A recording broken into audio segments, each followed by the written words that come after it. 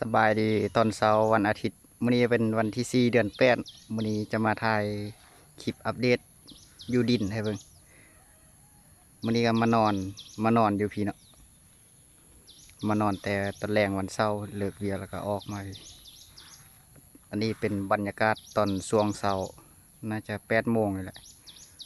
เพราะว่าไปหาหน่อไม้หาก็มาเมื่อกี้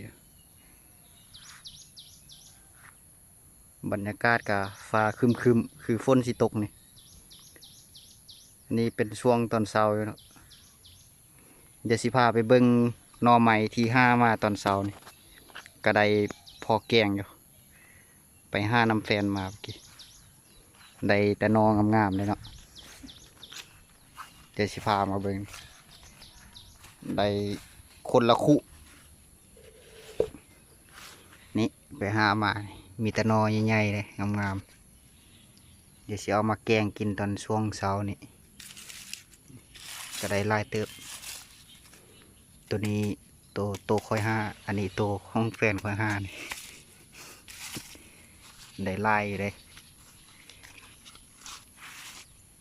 ช่วงนี้หน่อไม้ไล่มันก็ออกไล่แล้วเนาะเดือน 8ละเดือน 9ละยามหน่อไม้ออกละ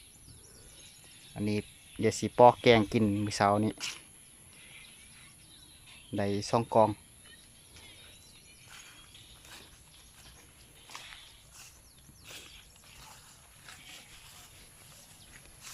ตัวนี้เป็นตูบที่พ่อเขาเฮ็ดไว้เนาะแต่โดนแต่ก่อนบ่ทันมีพามตัวนี้ค่ะพอค่อยมาเสริมออกอีกตืมเพื่อเอาไว้นางลิ้นกันแดดได้สภาพแบบนี้แหละ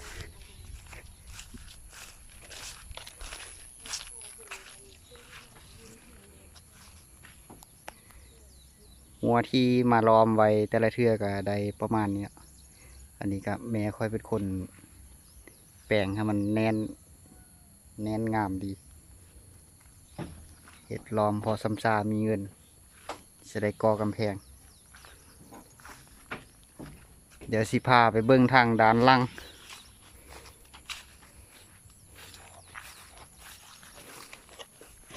งส่วนนั้นเป็นบอนที่สิเอาไว้ขุดเห็ดนองแล้วก็ปลูกผักปลูกต้นไม้ใช่ไหมเดี๋ยวยังน้อยพาไปเบิ้งอันนี้กับบรรยากาศช่วงตอนเช้าฟ้าครึมคือฝนสิตกมานอนเมื่อคืนนี้ก็ตกอยู่ช่วงประมาณ2 โมงเช้าหรือ3 โมงเช้าเลยแหละ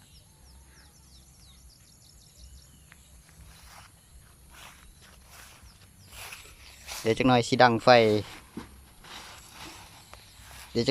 ฟแกงนอกเดี๋ยวพาทุกคนมาเบิ่งบรรยากาศอยู่แถวนี้ก็ช่วงนี้มันเป็นช่วงยามฝนอะสิเห็ดห้องน้ำก็ยังบ่ทันได้เห็ดเถื่อเพราะว่าฝนตกน้ำมันค้างเห็ดห้องน้ำช่วงยามฝนมันก็บ่ค่อยจะดีปานใดนะถ้าหมดยามฝนจึงสิได้เห็ด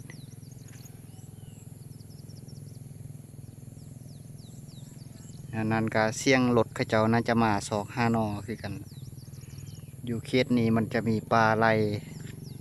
อยู่บอนแต่แจตัวนี้ดินเขาเจ้ามันก็มีปลานออยู่แต่หักบ่ออกตัวนี้อยู่เบืองนี้ก็มี แต่ว่าค่อยไปห้ากับแฟนค่อยมือเสาแล้วแมันอยู่ทางนี้ลงไปหันก็มีละออกบ่ไกลเข้าไปแป๊บเดียวนึงบ่ได้ไปเลึกมีแต่นองงามๆ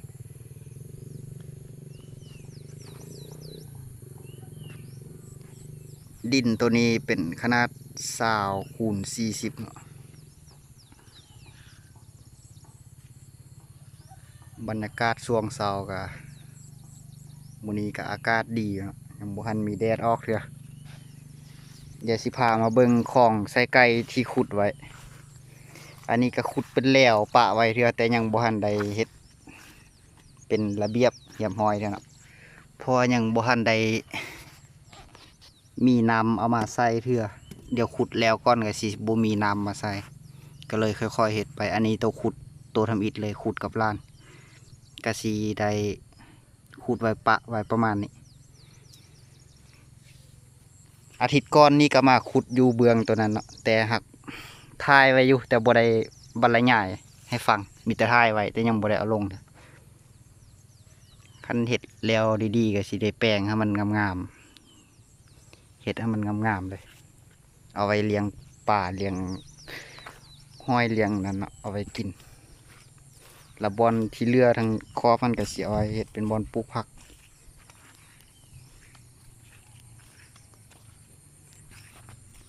ขุดไปได้ก็เจอหากไม้ไปได้คอยเฮ็ดเทื่อละน้อยเพราะว่าดินเป็นดินเขาจะเอาดุดบุกเบิกไม้แล้วมันจะมีหากไม้มีอันนั้นแต่ก่อนมันก็เป็นป่าไม้อยู่วันนี้มีต้นไม้มีกอไม้หลายอันนี้อยู่เบื้องลุ่มเนาะเบิ่งขึ้นเบื้องดินมันจะเจิดหน่อยหนึงเวลาขุดแท้ค่อยสิขุดทางนั้นถ้ามันเลิกกลัวตัวนี้อาทิตย์ก่อนมาขุดได้ในเดียวเนาะขุดอยู่เบื้องนี้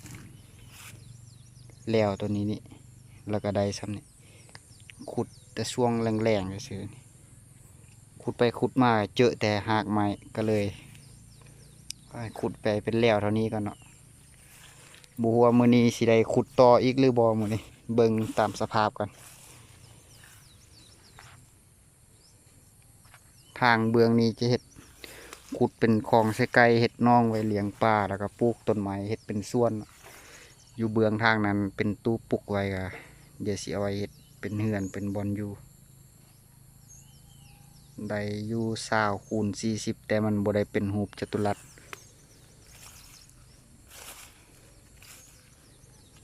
อันนี้ก็เป็นเครื่องปลูกเป็นต้นไม้หน่อไม้ที่แม่ค่อยเอามาปลูกใส่ปลูกมันก็มีตัวคืนและตัวบ่คืนเนี่ยเนาะเป็นหน่อไม้ที่เราเอามาปลูกอาทิตย์ก่อนน่าจะเป็นพวกนี้แล้วก็เห็นมีหน่อไม้ขึ้นอยู่เดี๋ยวสิพามาเบิ่งหน่อบ่งหวานนะ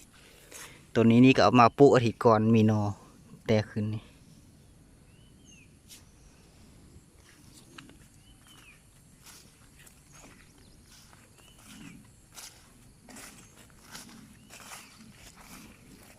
ตัวนี้นี่ก็มีหน่อเลยมีหน่อออกมาแล้วบูฮูว่ามันสีหลอดบ่เนาะตายก็เอามาปลูกไหม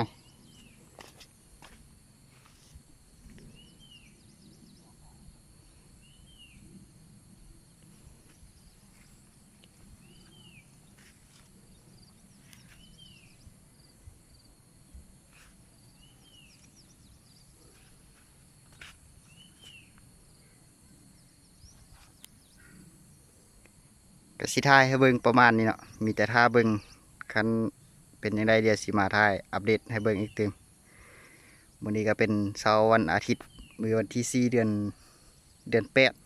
8มานอนอยู่ดินมือวานนี่ตอนแรงวันเช้าเลิกเวียกก็มานอน